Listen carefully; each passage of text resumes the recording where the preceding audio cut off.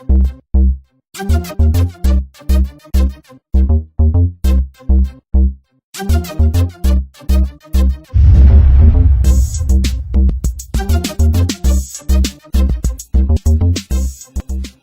everybody. Hey, it's Reprieve here.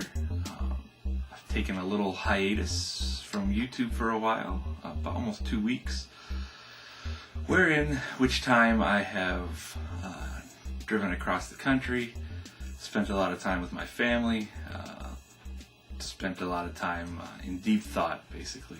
You know, when you drive 1,200 miles by yourself, you get quite a bit of time to think about stuff, and that's what I've done. So, if you're wondering why my intro has changed, and why the outro will also change, and why everything that this channel is dedicated to will change, I am going to use this video to explain that.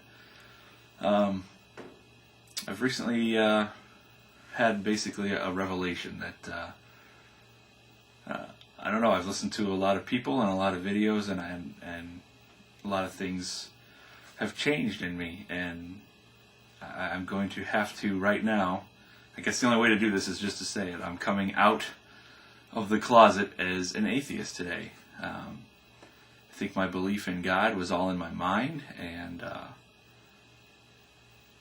well, this isn't easy, so let's just get to it. The one thing that really put me over the top was Christmas, believe it or not. And the idea that it really was stolen from the celebration of Saturnalia, which was the Roman festival. It was actually basically started after a military defeat, and it was just a week-long feast and happiness and giddiness that took place from December 17th through December 23rd of every year, and it was full of like just joyous things where slaves could take over, you know, order around the masters and stuff like that.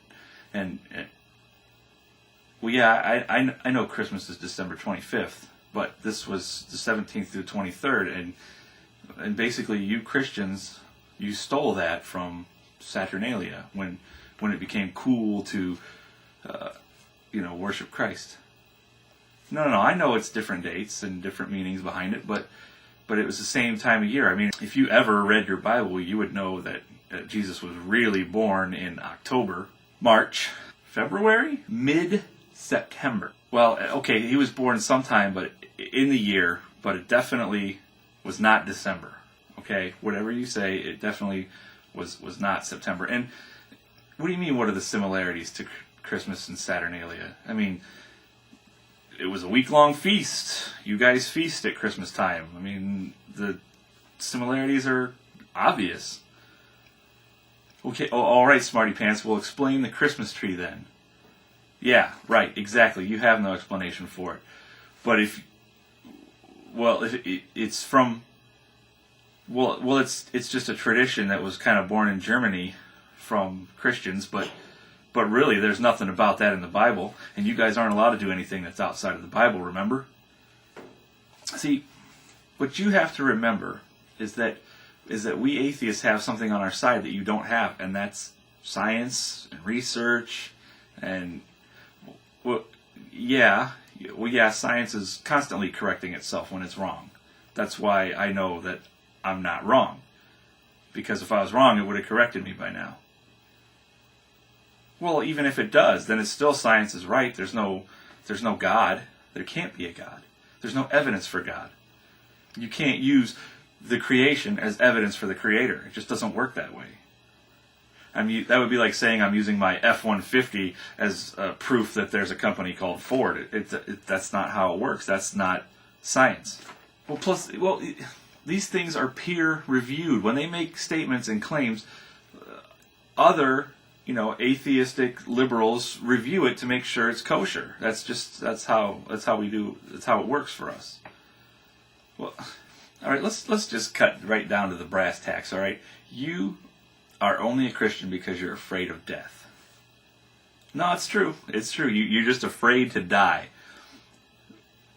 Well, yeah, we're all gonna die, but you're afraid of it, and I'm not, because I hope that nothing happens after I'm dead. And if I get my way, I'll just be gone. Well, that just means that I'm not afraid of it.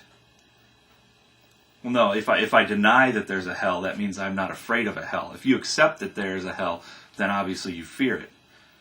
Well, because that's just how it works. Because now that I'm an atheist and a free thinker, I understand these things, and you don't, because that's the way it works. Well, we free thinkers, we're automatically given the benefit of the doubt, and we get things that you just won't get, because when you have the Christianity attached to your name anywhere, you're just dumb. Period. You're dumb, and research and science and common knowledge just elude you. Well, yeah, I know that there was millions of scientists before that were Christian, but now that they're smart, they're not Christian anymore. Duh. Well, yes, and like I said, science is always correcting itself. I mean, just look at the global warming thing. We found out some guys were fudging the wrong numbers into the climate models and making it seem worse than it was, and we corrected it. Well, of course we still believe there's global warming. I mean, who wouldn't believe that putting dangerous pollutant gases into the air would change the world's temperature? No. What kind of stupid moron thinks that the sun has something to do with the temperature of the planet? Are you kidding me? Where would you get a stupid, ridiculous idea like that? Oh, I get it. It's because you guys still think the sun revolves around the Earth, right? So you think the sun controls the climate as it's going around? You guys are morons.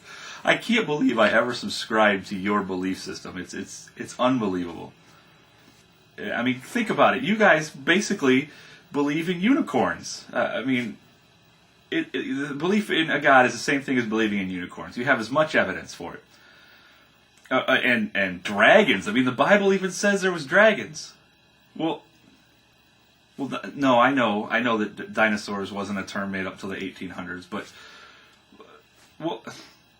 now come on, you really want me to think that that God wouldn't know to tell those people to call them dinosaurs instead of calling them dragons? I mean, he would know that the name was going to change, and it would just be confusing to us people. Well, okay, so I've started to think about how my life's going to be better without God and without church and without all. I mean, think about it. Right now, I give 10% of my income straight to my church so that they can do stupid things, like feeding hungry people and clothing sick children. I mean, what kind of stupid idea is that? I'm just going to take that 10% now, give it straight to the government, because that is an institution that knows how to spend money without wasting. Right there. I mean, if everybody gave 10% of their money to the government, there would be no more hungry people in the country, and there would be no more people without health insurance, and there would be no more people without clothes. Okay. Well, yeah. You haven't seen those naked people running down the street? Okay, smart Alec. No. Well, yeah, I know everybody gives 40% of their money to the government, but 10% more, and all the problems are solved. If all you church people quit going to church, gave your 10% from God straight to the government. In fact, I'll bet if you wrote that check straight to President Obama, that world peace could be achieved like that. Well, he got a Nobel Prize for it. I mean, come on. No, now that I'm an atheist free thinker, I'm not bound by your God's rules. If I felt like going out to a strip club tonight and doing what real men do, I could do that. Well, no, don't give me this crap about real men staying home with their wives and their families. Where would you get a stupid idea like that? Oh yeah, let me guess. God gave it to you. God gave you that stupid idea that real men stay at home. When everybody knows that real men do what real men do, and we go out and we party and we drink and we go to strip clubs and stuff. And don't forget, we sleep in on Sunday mornings too. So I'm excited. I can't wait. This is going to be a fun ride, and keep tabs on this channel, and I'll update you as my depths to atheism progress, and I hope you look as forward to it as I do, because I think it's going to be a fun ride. It's basically when I have no ultimate moral authority telling me what to do. It's I get to do kind of basically whatever I want as long as it doesn't break a law. And I'm waiting for the ride. It's going to be smooth sailing from here on out. No more of this God garbage getting in the way. This has been the Reprieve, reminding you that true peace begins with. Boy, I got to work on this. True peace begins with the illegal occupation of foreign countries. Thanks for watching, and may Buddha bless you all.